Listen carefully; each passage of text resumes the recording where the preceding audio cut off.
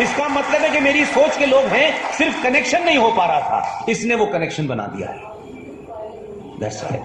तो मैं ये बात इसलिए कहना चाह रहा हूं कि इस हथियार का सही इस्तेमाल कीजिए और आपके अंदर एक लंबे समय तक जिस कुंठा में, उर्दू में उसे कहते हैं एहसासे कमतरी में, इंफीरियरिटी कॉम्प्लेक्स में आप लोग जो रहे हैं, हम सब रहे हैं, उसमें से आपने निकलना शुरू कर दिया है। हर दिन इस देश के लाखों लोग उस कुंठा से बाहर आ रहे हैं और जो बाहर आ रहे हैं उन्हीं से दुश्मन परेशान है।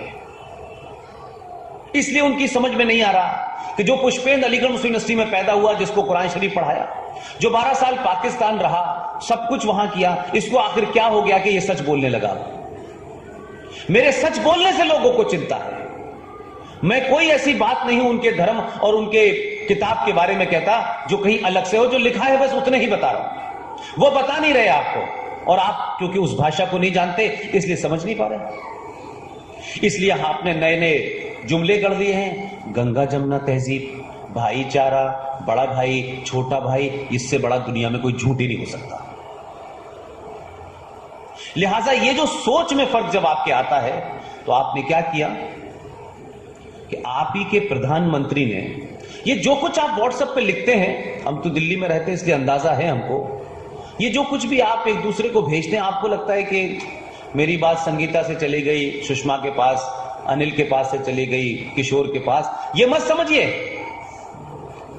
इसी का दबाव था कि जब 44 जवान मारे गए, लोग उसको दूसरे तरीके से जोड़ते हैं, उसको इलेक्शन से जोड़ देते हैं लोग। और मैं दावे से कहता हूं कि जो लोग इलेक्शन से पुलवामा को जोड़ रहे थे, एक बार पड़ोसियों से कहें दोबारा करके दिखाते हैं, अब इलेक्शन नहीं है, क्या होने हो जाओ, क्या जवाब मिलेगा। इसलिए उसको इलेक्शन से मत जोड़िए। मेरा दावा है दोबारा घटना करके दिखाए पाकिस्तान भारत के अंदर। अब तो कोई चुनाव नहीं है, 5 साल तक कोई चुनाव नहीं होने वाले हैं। लेकिन फर्क यह हुआ कि आपके दबाव ने, और आपका जो प्रधानमंत्री है वो सोशल मीडिया का एक्सपर्ट है। जितने आज के युवा नहीं होंगे उससे ज्यादा उसको पता है। लिहाजा उसको क्या हुआ कि 44 लोग जब मारे गए तो उन्होंने 2-3 भाषण पब्लिकली दिए और कहा कि जो पीड़ा आपको है वो पीड़ा मुझे भी है। ये पुलवामा के बाद का बयान है। और हुआ क्या कि उन्होंने कहा कि हम सबक सिखाएंगे। तो लोगों को लग रहा था कि 26/11 जब हुआ था तब भी ऐसे ही कहा गया, 26/11 हो गया, खत्म हो गया। हम उनको कागज भेजते रहे, डोजियर भेजते रहे कि देखिए साहब ऐसा हुआ ऐसा हुआ। उसकी भी सोच नहीं बदली पाकिस्तान की। उन्होंने लगा कि ये भी बड़ी बड़ी बातें करता है, कुछ कर पाएगा नहीं। लेकिन घटना के होने के मात्र 12 दिन के बाद न तो पाकिस्तान को पता था, न हमने अमेरिका से परमिशन ली, न हमने चाइना से पूछा, न फ्रांस से पूछा, 1000 किलो आपने आरडीएक्स वहां जाके गिराया जहां पाकिस्तान सोच ही नहीं सकता था। और उस जगह का नाम था बालाकोट। और अब आप कहेंगे कि बालाकोट में क्यों गिराया, क्या महत्वता थी बालाकोट की? तो बालाकोट की महत्वता यह है कि 200 साल पहले रायबरेली नाम की एक जगह है उत्तर प्रदेश में। उस उत्तर प्रदेश से एक सैयद अहमद अली नाम का एक आदमी 200 साल पहले बालाकोट गया था और वहां पहला मदरसा स्थापित किया था। तो आपने जब जड़ पे हमला किया और आपने पूरी दुनिया से नहीं परमिशन ली, आपने सबको चिट्ठी लिख लिख के दिल्ली में नहीं बुलाया कि हम ये करें या नहीं करें, तो जब आपने ये कर दिया तो पूरी दुनिया ने कहा ठीक किया, हम आपके साथ हैं। इसलिए कि आपने अपने पुरुषार्थ को अपने बल पे तय किया, किसी के बल पे तय नहीं किया। और जब आपने कर दिया तो दुनिया आपके साथ खड़ी हो गई। अब लोग मुझसे कहते हैं कि आखिर दुनिया को क्या हो गया, सारे मोदी भक्त हो गए। तो मैं कहता हूं कि चीजें बदलती हैं छोटे छोटे तौर पे, उसके परिणाम बहुत बड़े होते हैं।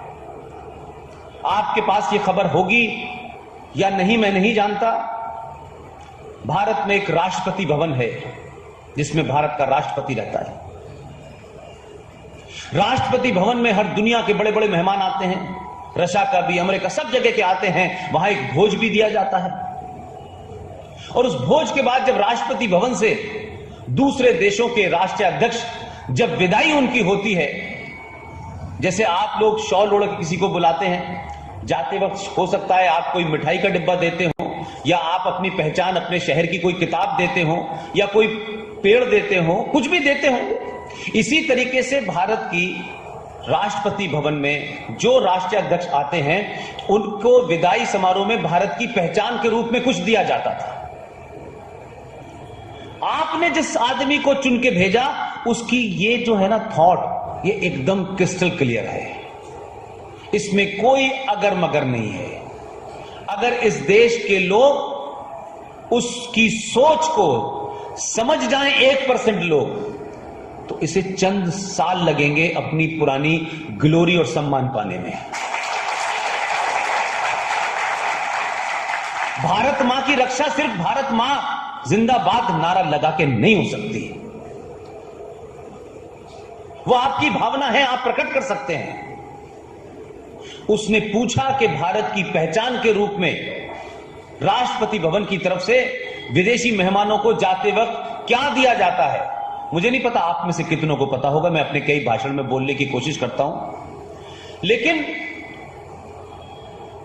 एक कैसा काम किया जा रहा था। और जो लोग इस देश में कुरान शरीफ हाथ में दिन भर लिए घूमते रहते हैं, हर बात में कुरान शरीफ, हर बात में इस्लाम, हर बात में शरिया, हर बात में हदीस की बातें करते हैं, उन्होंने भी ये नहीं कहा। ताजमहल जो आगरा में है, जो मुगलों के दौर में बना, आखिर ये ताजमहल है क्या? किसी की कब्र है, कब्र ही है ना। और वहां हम तमाम सारे लोग बगैर सोचे समझे शादी होते ही अपनी बीवी को लेकर जाते हैं कि मैं भी ऐसी बनाऊंगा तुम्हारे लिए। ये पहला मैंने दुनिया का देश देखा कि अपनी बीवी को पहले दिन ही बता देते हो कि तुम्हारा यह हाल होने वाला है। भाई वो कब्र है, वो बताया जाता है मोहब्बत करने वालों की कब्र है, चलो यहां तक भी सच मान लेता हूं, लेकिन इस्लाम में